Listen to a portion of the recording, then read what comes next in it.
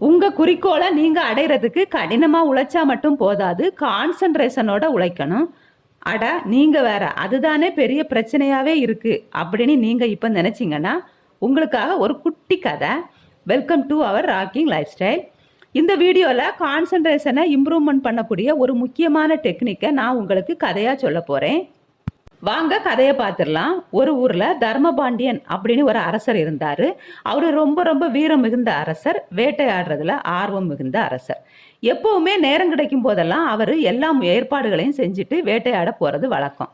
அந்த மாதிரி ஒரு முறை வேட்டையாட போயிட்டு திரும்பி வந்த சமயத்துல அவரு ரொம்பவே படபடப்பா இருந்தாரு. அமைச்சரை அழைச்சி, அமைச்சரே, நாம வேட்டைக்கு கூட்டிட்டு போற குதிரைக்கெல்லாம் சிறப்பான பயிற்சி கொடுத்தாகணும். அதனால நீங்க நல்லா தேடி சிறந்த குதிரை பயிற்சியாளர் ஒருத்தரை கூட்டிட்டு வாங்க அப்படின்னு அமைச்சர்கிட்ட சொன்னாரு அரசர். அமைச்சருக்கு ஒண்ணுமே புரியல. என்னடா இது, அரசர் இப்படி சொல்றாரு? நம்ம லாயத்துல இருக்கிற எல்லா குதிரைக்குமே நல்ல பயிற்சி கொடுக்கப்பட்டு இருக்கே, அதுவும் வேட்டைக்கு கூட்டிட்டு போற குதிரைக்கு ரொம்பவே சிறப்பான பயிற்சிகள் கொடுக்கப்பட்டு இருக்கு. ஆனாலும் அரசர் ஏன் திடீர்னு இப்படி சொல்றாரு அப்படின்னு மனசுல நினைச்சதோட மட்டும் இல்லாம அரசர்கிட்ட அதை கேட்கவும் செய்யறாரு அமைச்சர். அரசரே, நம்ம லாயத்துல இருக்கிற எல்லா குதிரைக்குமே ஏற்கனவே போருக்காக நல்ல பயிற்சி கொடுத்துருக்கோமே அப்படின்னு கேட்கிறாரு அமைச்சர் அரசர்கிட்ட. அதுக்கு அரசரும் சொல்றாரு, நீங்க சொல்றது எல்லாம் சரிதான், ஆனாலும் வேட்டைக்கு கூட்டிட்டு போகும்போது திடீர்னு கையை காலை ஆட்டுறது, திடீர்னு தலையை ஆட்டுறது, ஏதாவது பண்ணிக்கிட்டே இருக்கே, அந்த மாதிரி ஆட்டாத மாதிரி அதுக்கு பயிற்சி கொடுக்கணும். அதுக்காகத்தான் பயிற்சியாளரை கூட்டிட்டு வாங்கன்னு சொல்றேன் அப்படின்னு சொன்னாரு அரசர். அமைச்சருக்கு இப்போ ஒண்ணுமே புரியல. ஏதோ ஒரு குதிரை கையை காலை ஆட்டுறது அப்படிங்கிறது இயல்பான ஒரு விஷயம் தானே. ஏதாவது பூச்சியோ எறும்போ காதுல போச்சுன்னா கூட குதிரை தலையை வேகமாகத்தான் ஆட்டும். இப்படி இருக்கும்போது ஒரு குதிரையை இப்படி எல்லாம் பண்ணாம இருக்கிற அளவுக்கு பயிற்சி கொடுக்க முடியுமா அப்படின்னு ஒரு சந்தேகம் அமைச்சருக்கு. அப்படியே பயிற்சி கொடுத்தாலும் அந்த பயிற்சியை கொடுக்கறதுக்கு ரொம்ப நாட்களும் ஆகும். இப்படி இருக்கும்போது அரசர் எதனால இதுல ரொம்ப கட்டாயப்படுத்துறாரு அப்படின்னு யோசிச்சு பார்த்தாரு. இந்த சந்தேகத்தையும் அரசர்கிட்டயே கேட்டாரு அமைச்சர்.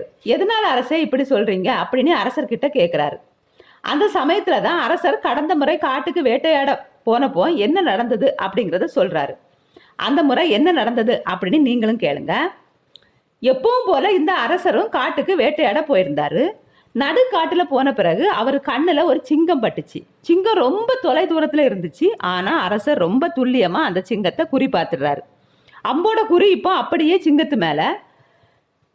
ஒரு 2 நொடி தான் அம்பு புறப்பட்டுறோம், சிங்கம் தப்பவே முடியாது. இப்படி இருக்கிற சமயத்துல திடீர்னு என்ன ஆகுது, அரசர் கூட்டிட்டு போயிருந்தார்ல வீரர்கள், அதுல ஒரு வீரரோட குதிரை வேகமா தலையை ஆட்டிச்சு. சும்மா இருந்தா கூட பரவாயில்ல, கழுத்துல வேற ஒரு மணியை கட்டி வச்சிருந்தாங்களா, அது குதிரை ஆடவும் அந்த மணியும் ஆட பயங்கரமா சத்தம் வர ஆரம்பிச்சது. அந்த சத்தத்தை கேட்டு சிங்கம் உஷாராயிடுச்சு. அது மட்டும் இல்லாம இந்த அரசரையும் வீரர்களையும் தாக்குறதுக்கு அந்த சிங்கம் தயாராச்சு.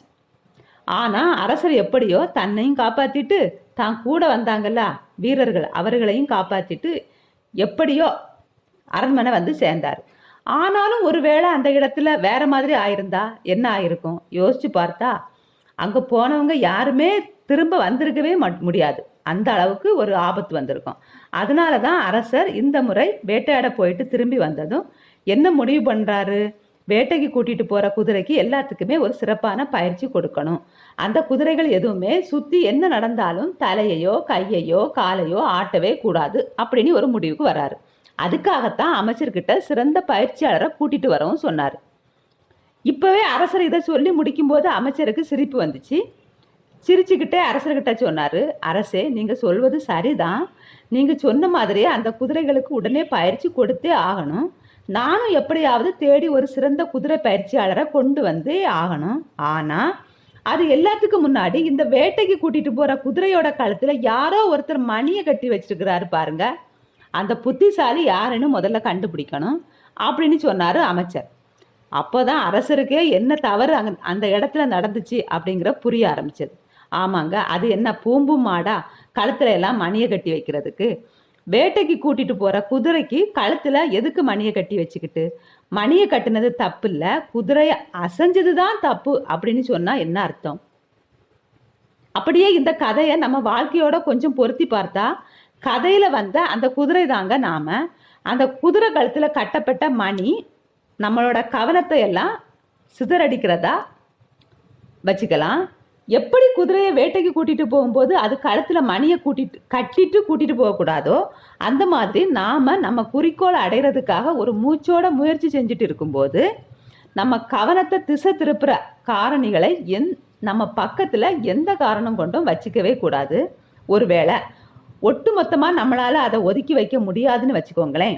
நாம் கான்சன்ட்ரேஷனோட ஒரு வேலையை செய்யும்போது அந்த கொஞ்ச நேரமாவது நம்மள்கிட்ட இருந்து அதை தள்ளி வச்சிடலாம். அந்த கொஞ்ச நேரத்தையும் எவ்வளவு கவனக்குவிப்போட எவ்வளவு எஃபிஷியண்ட்டாக பயன்படுத்த முடியுமோ அந்த அளவுக்கு கவனமாக பயன்படுத்தணும். கான்சன்ட்ரேஷனோட முதல் படிநிலையே எது தெரியுமா? நம்ம கவனத்தை எது சிதறடிக்குதோ அதை நம்மளை விட்டு தள்ளி வைக்கிறது தான் புத்திசாலித்தனம். ஸோ உங்களோட கவன சிதறல் இந்த ஸ்டோரி கேட்டப்புறம் குறையிறதுக்கு வழி கிடச்சிருக்கு அப்படின்னு நீங்கள் நினச்சிங்கன்னா வீடியோவுக்கு ஒரு லைக் கொடுத்துட்டு அப்படியே சேனலை சப்ஸ்கிரைப் பண்ணி உங்கள் சப்போர்ட் தாங்க. தேங்க்யூ.